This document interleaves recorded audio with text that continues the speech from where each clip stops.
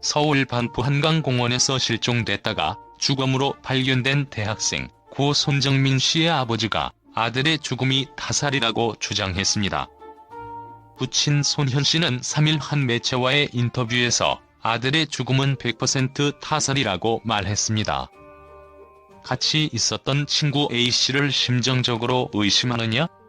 는 질문에 부친은 확률적으로 얘 스스로 잘못됐을 가능성 1%, 제3자가 그랬을 경우 5% 정도, 나머지는 얘가 100% 어딘가에 관여돼 있다고 생각한다고 답했습니다. A씨가 정민 씨를 깨우지 않고 그의 휴대전화를 들고 귀가한 점, A씨가 당일 신었던 신발을 버렸다는 점, 무엇보다 아직도 조문을 하지 않고 현재 연락두절인 점 등을 이유로 꼽았습니다. 이어 도의적으로 미안하다고 사과를 해야 하는데 안 하는 이유는 두 가지밖에 없다고 봤습니다. 먼저 결백하면 변호사 선임 없이 사과를 했을 텐데 아이를 보호해야 할 이유가 있거나 뭔가 실수나 문제가 있으니 지금 이러는 것 아닌가라고 주장했습니다. 신발을 버린 점을 들어 그 주변은 잔디밭 등으로 옷이 더러워질 만큼 더러워질 때가 없다.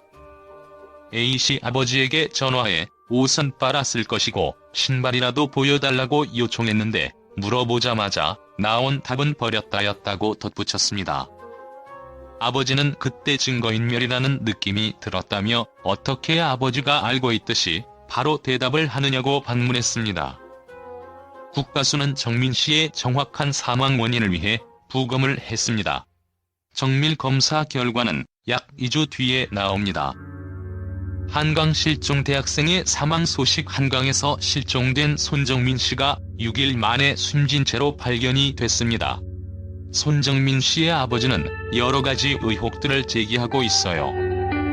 실족할 수 없는 그런 장소였다. 그런 말을 하면서 국가수가 1차 소견을 내놨는데 왼쪽 귀 뒷부분에 자상이 2개 있다. 그러나 이게 사인은 아니다. 보통 사인을 하려면 정신을 잃게 만드는 어떤 깊이라든가 넓이, 이런 부분인데요. 귀 뒤쪽에 있는 손가락 2마디 자상은 찔린 상처는 맞지만 그걸로 정신을 잃을 정도의 상처는 아니다. 그렇지만 범죄 행동 특성에서는 오른쪽 귀 뒤나 뼈 같은 경우는 공격 부위죠. 그러니까 1차 공격, 2차 공격 부위 정도로 될 수 있기 때문에 사실 의미가 있는 겁니다. 그렇지만 직접적으로 죽음으로 되는 건 아니지만 의식을 잃게 유도할 수 있는 상황 정도로 가능한 애매한 상태죠. 왼쪽 귀 뒤쪽에 자상이면 혹시 누군가에게 구타를 당했다면 상대방이 오른손잡이여서 이렇게 왔다 그렇게 볼 수도 있는데 더구나 이런 것이 되면 바로 그 뒤쪽인데 1차 공격, 2차 공격 정도 가능한 거고 보통 그냥 구르거나 이렇게 해갖고 찔리거나 할 때는 돌출 부위가 되는데 돌출 부위가 아니고 사실 중요한 부위인데요. 그래서 이걸 구성해봐야 되는 부분이 됩니다. 국가수에서 지금 한참 또 부검이 진행되고 있는데 이게 자상이 사망 원인이 아니면 어쨌든 한강변에서 사체가 나왔으니까 익사가 아니냐? 그런데 문제는 물에 들어가게 한 것이 타의에 의한 거면 그러니까 죽음은 익사지만 술에 취한 상태 또는 취하지 않았지만 강제로 들어가게 했다고 하면 그게 사인.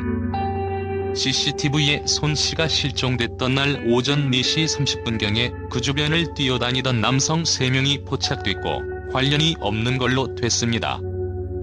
중학생과 고등학생들이 장난치고 돌아다녔던 거라서 사실 이것은 그냥 억측이었고 관련이 없는 사실입니다. 10대 남성들이 그 시간에 놀았던 게 CCTV에 찍힌 거네요. 사건과 관련 없이 사망한 손 씨의 부모님은 왜 빨리 우리에게 전화를 하지 않았느냐? 친구가 술에 취해서 집에 간 줄 알았다? 그럼 정확한 팩트부터 확인하면 3시 30분에 이 친구분이 전화를 자기의 부모한테 자기 폰으로 한 거죠.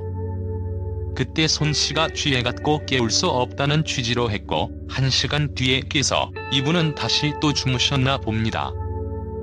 다시 깨서 없는데? 그래서 그냥 가야 되겠다. 그러고 자기도 갔는데 문제는 그때 가져간 폰이 자기 폰이 아니라 손씨 폰이라는 거죠. 그러니까 무언가 좀 이상해서 아버님이 이 의문을 제기하시는 거고요. 그때 4시 반경에 이분이 나가시는 건 CCTV에 찍혔는데 손씨는 찍힌 게 없는 거죠. 그럼 상식적으로 왜 깨울 수 없다면 사라졌다 하면 전화를 해야 되지 않느냐 라고 했는데 이분의 입장은 그거죠. 자기도 술에 취해갔고 친구의 폰을 가져갈 정도로 정신이 없는데 이런 얘기가 되기 때문에 사실 좀 모호한 부분이 있습니다. 그리고 오늘 기사가 났던 건데 의아한 부분이랄까요? 손씨 아버지가 친구의 아버지에게 그날 아들이 신고 있었던 신발을 좀 보여달라고 그랬는데 0.5초 만에 버렸다라고 대답했죠.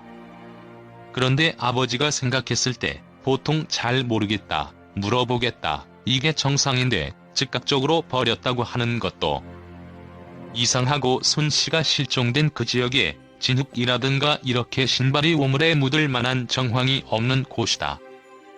잔디밭이고 그런데 신발이 더러워져서 버렸다, 이건 어떻게 이해해야 될지 모르겠다, 이렇게 얘기했단 말이죠. 그 전 단계 얘기라는 것이 둘이 약간 넘어져서 끌어주고 이런 상황이 되어서 그것이 먼저 있었기 때문에 이걸리가 손으로 끌어줘서 올렸으면 그 흙이 있을 거고 그 흙 성분을 비교해보면 어디서 물에 들어갔는데 빠졌는지를 알 수 있지 않느냐 라고 아버님이 생각하시고 그러면 그 신발도 내다오 이렇게 했는데 친구의 아버님께서 손씨 아버님의 표현은 0.5초 만에 버렸다라고 해서 사실 잘 모르겠다 이렇게 표현하는 게 맞지 않느냐 라고 의문을 제기하시는 겁니다. 그리고 휴대전화가 서로 바뀌었는데 일단 지금 생존해 있는 친구의 휴대폰은 어디 있는지 모르고 손씨 폰은 제출받아서 지금 포렌식 중이라고 합니다.